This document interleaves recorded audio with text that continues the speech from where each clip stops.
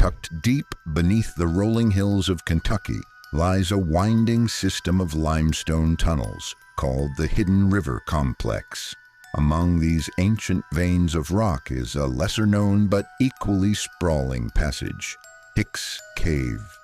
For decades, it had attracted cave explorers, or spelunkers, with its mostly horizontal layout and vast maze-like terrain.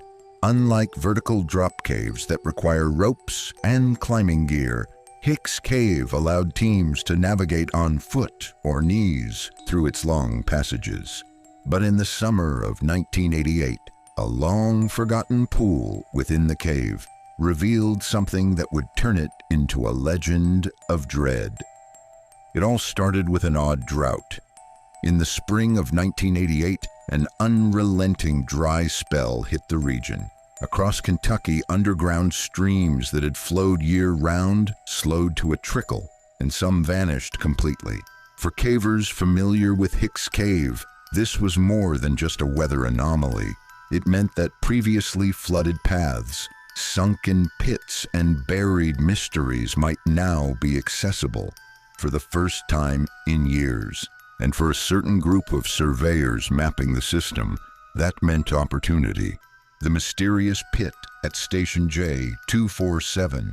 One spot that had always stood out to explorers was a shallow depression known as Station J247, nestled deep inside Hicks Cave.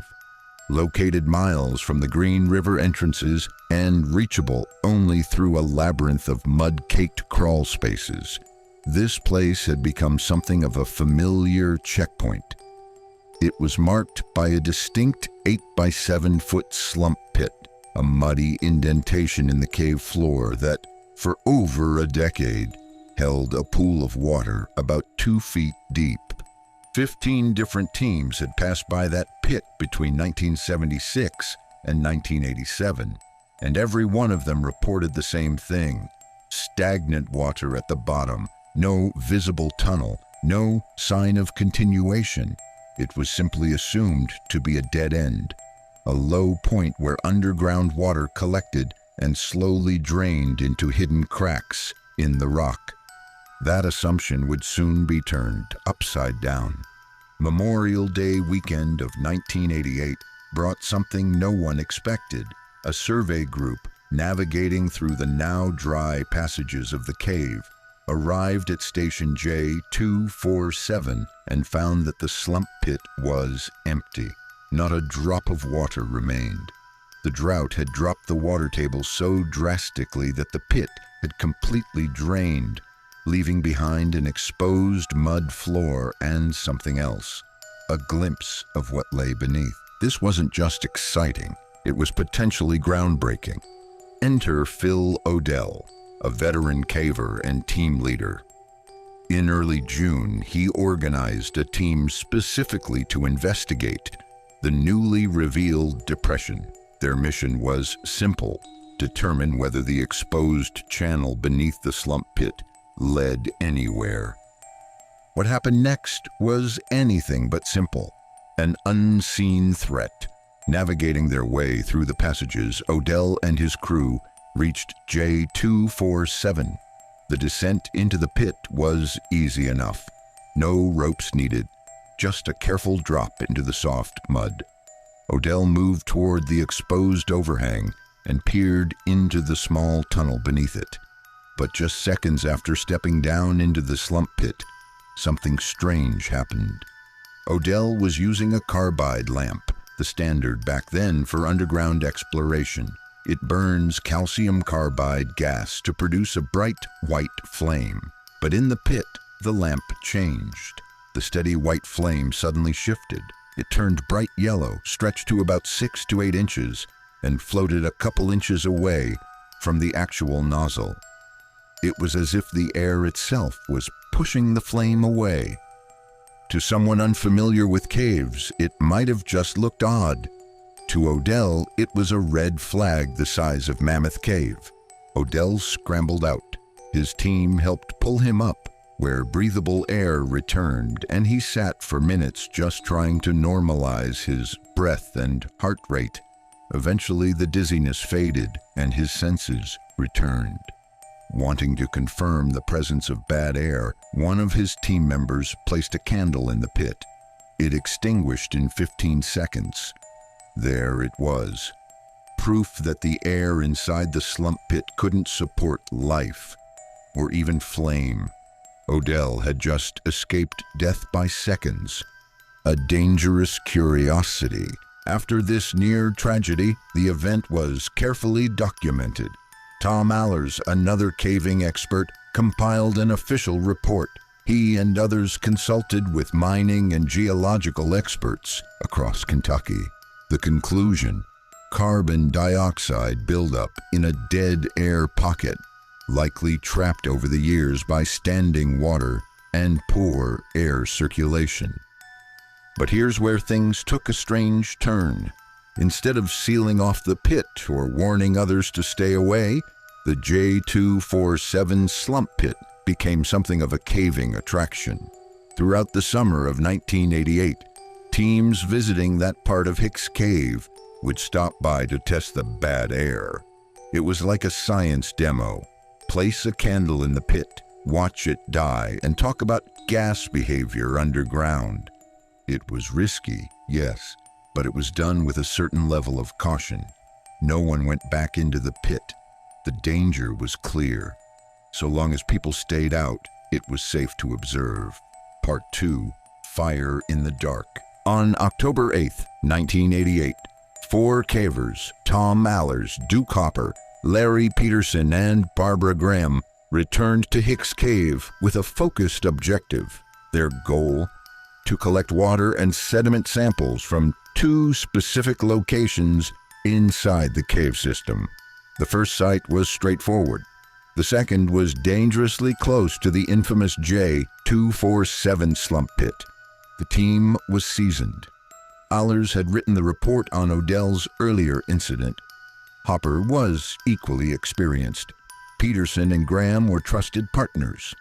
Graham, just 22, was the youngest, but not inexperienced. They entered through the W entrance, a steep vertical shaft that dropped 85 feet into the horizontal levels below.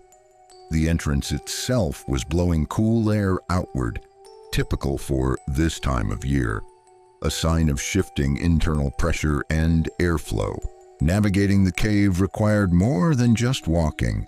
They scaled a 40-foot dome, squeezed through low channels, and followed winding paths over 2,000 feet into the darker reaches of the J survey section.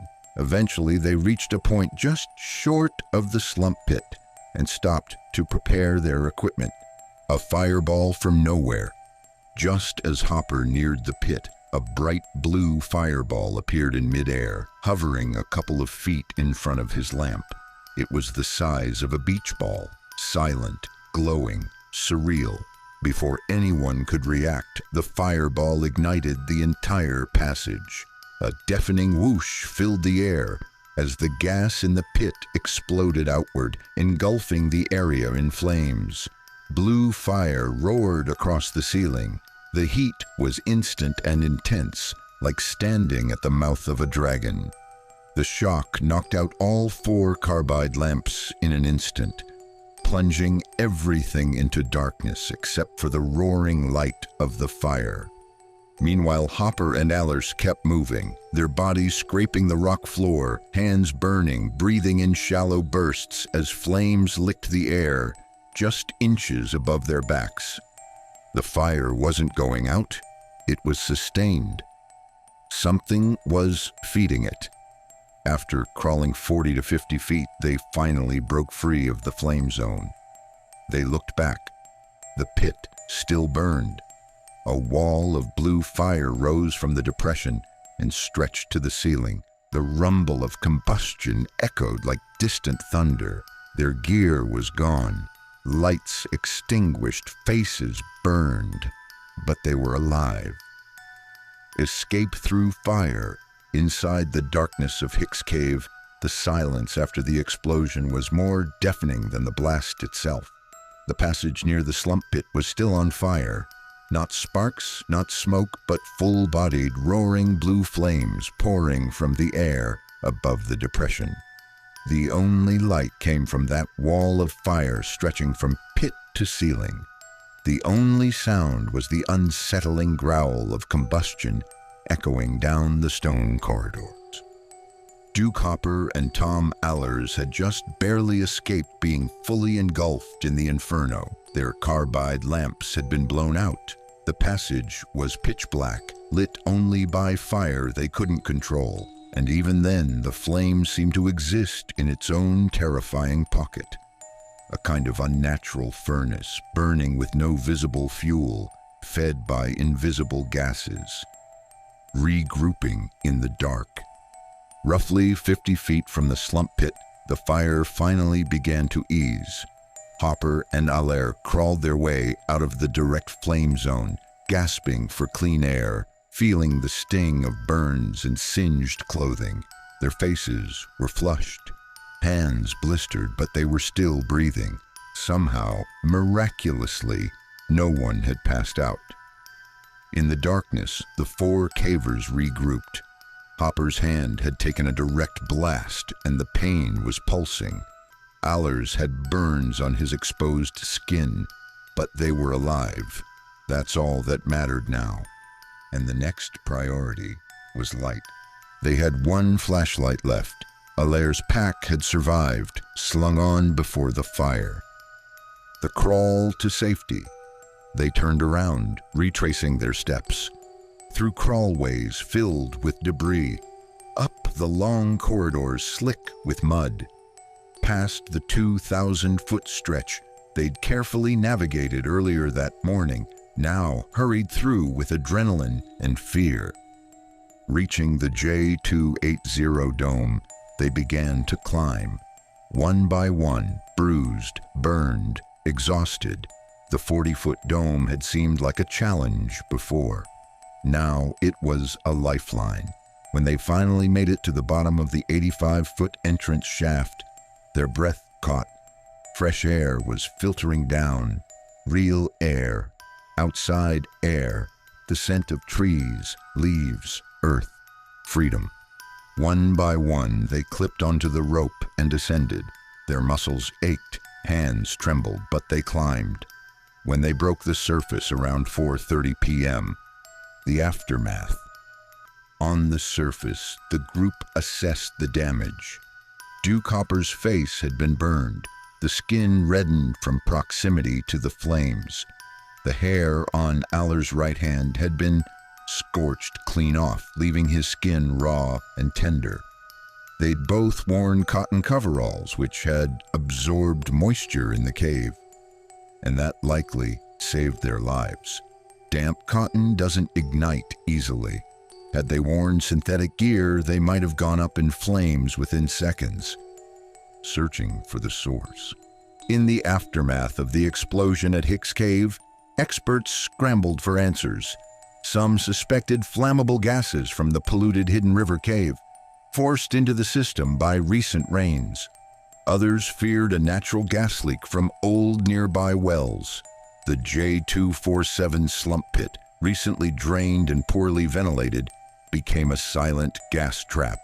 If you found this story fascinating, don't forget to like, subscribe, and hit the bell so you never miss more chilling true tales like this.